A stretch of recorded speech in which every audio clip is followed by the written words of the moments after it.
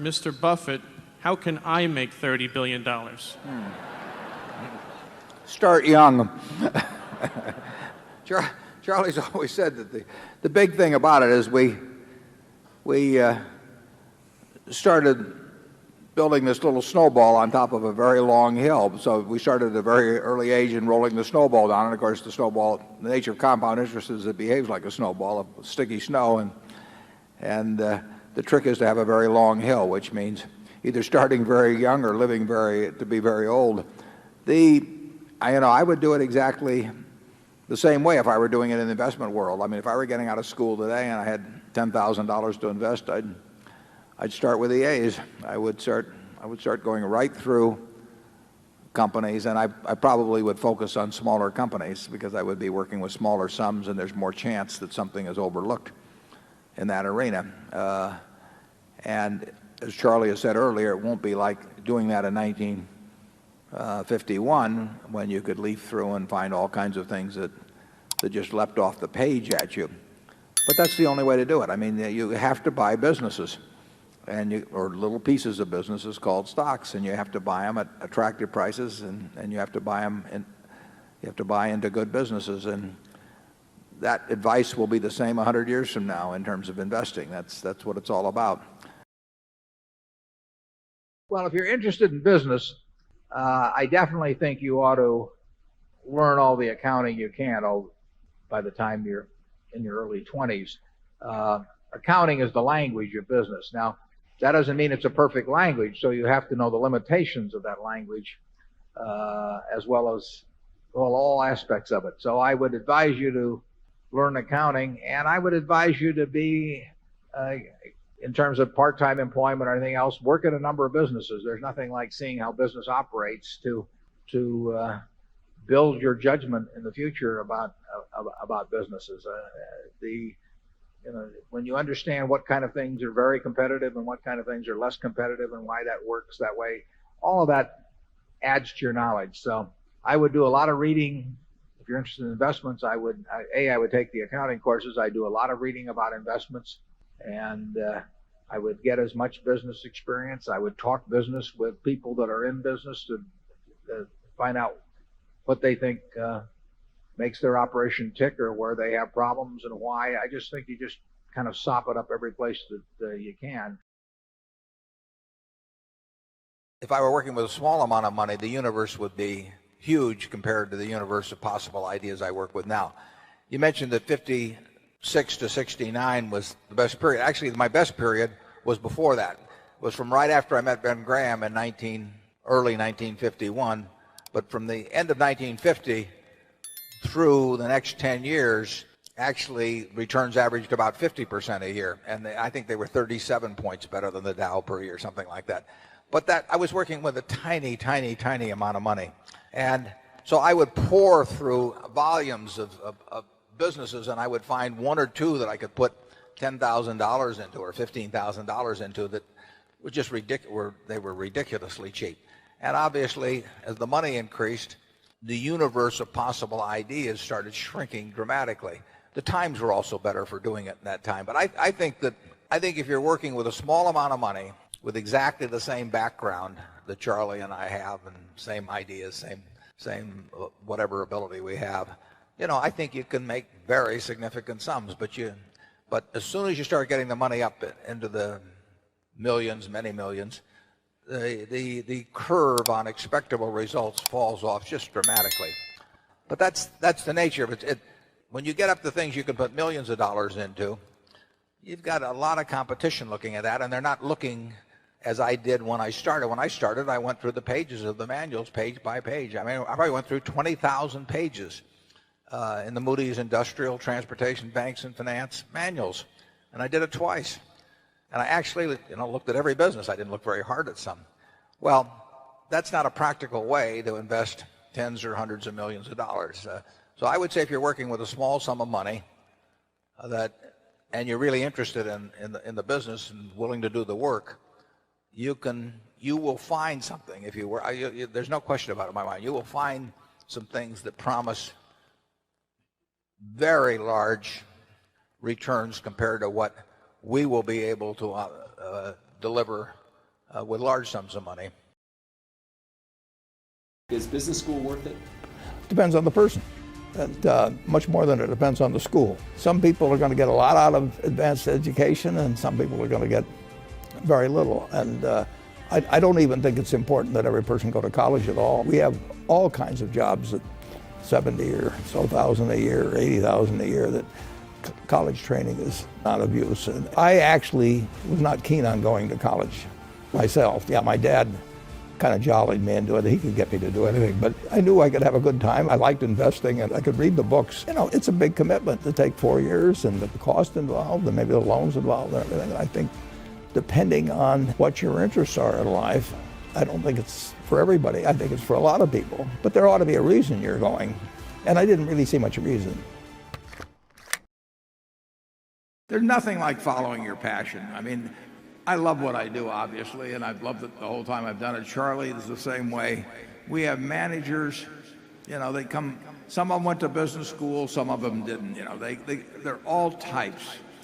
But the common factor in them is they love what they do, you know, and you've got to find that in life. And some people are very lucky in finding it very early. I was dumb luck that my father happened to be in the securities business, so when I would go to his office, there were a lot of books to read, and I got entranced with that. But, you know, if he'd been in some other occupation, I think I would have read those books eventually, but it would have been a lot later. So if you find something that turns you on, my guess is you're going to do very well. And the beauty of it is, in a sense, there's not that much competition. I mean, there are not a lot of people out there that are going to be running faster than you in the race that you elect to get into. And if you haven't found it yet, you may well have found it, but if you haven't found it yet, you've got to keep looking. And we've got 70 plus managers, you know, some of them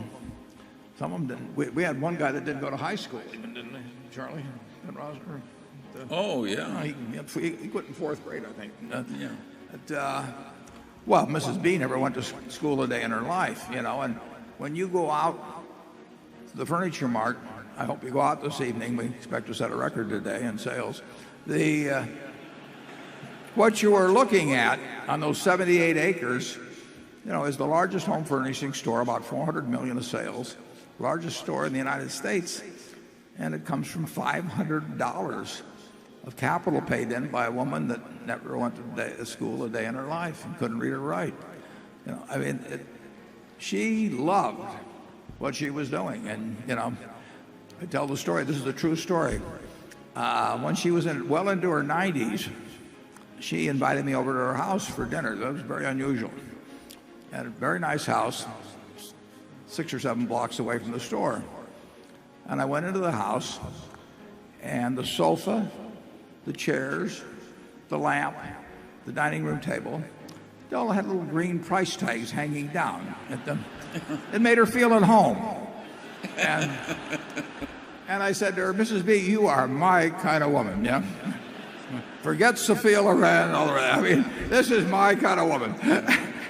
She loved it, you know, and she loved it all her life. And just think of what that produced. I mean, it's incredible. I mean, one time my Dad used to quote Emerson that the power that lies within you is new in nature, you know, and basically the power that was within Mrs. B was new in nature, and just over a lifetime it produced amazing things. So find your passion, and then don't let anything stop you. The biggest mistakes are the ones that actually don't show up. They're the mistakes of omission rather than commission. We've never lost that much money on any one investment, but it's the things that I knew enough to do that I didn't do. We have missed profits of as much as, you know, maybe $10 billion in things that I knew enough to do and I didn't do. Now, the fact I didn't buy Microsoft way back is not a foregone opportunity because I didn't know enough to make that decision. But there have been other investments where I did know enough to make the decision, and for one reason or another, I either didn't do it at all or I did it on a small scale. I was sucking my thumb when I should have been writing checks, you know, basically. And you know, those don't show up. You know, there's no place where it shows missed opportunities, but I've missed some big ones.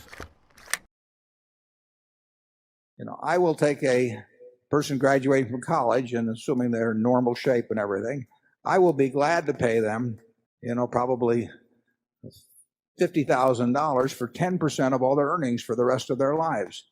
Well, if I'm willing to pay them 10% for 50,000 for 10%, that means they're worth 500,000 if they haven't got a dime in their pocket, as long as they've got a good mind and a good body. 70 years ago, I was in high school, almost a third as long as the country has been around.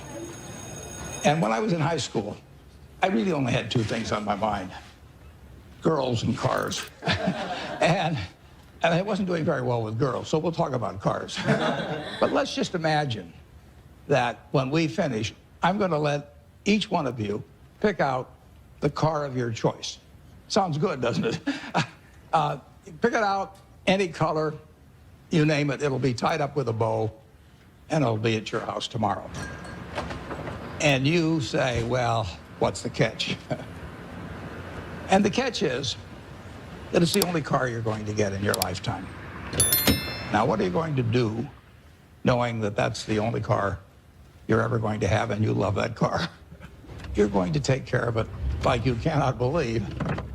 Now, what I'd like to suggest is you're not going to get only one car in your lifetime, but you're going to get one body and one mind, and that's all you're going to get.